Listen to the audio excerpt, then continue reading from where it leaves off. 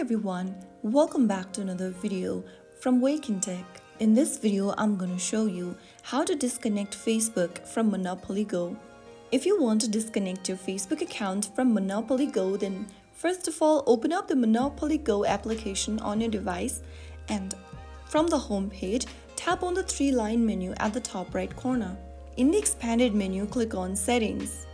Now, click on Manage Account from the expanded Settings menu. You will then be able to see this Manage Account tab. In order to disconnect Facebook from Monopoly Go, all you need to do is to tap on the Disconnect button at the top right next to the Facebook logo in blue.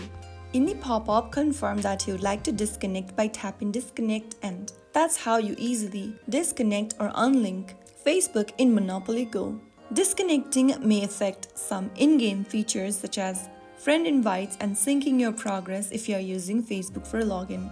Make sure you also have an alternate login method like guest account or Google account before disconnecting. So that is how you easily disconnect Monopoly Go from Facebook.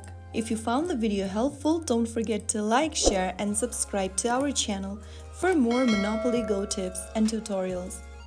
I'll be back in the next video. Stay tuned till then.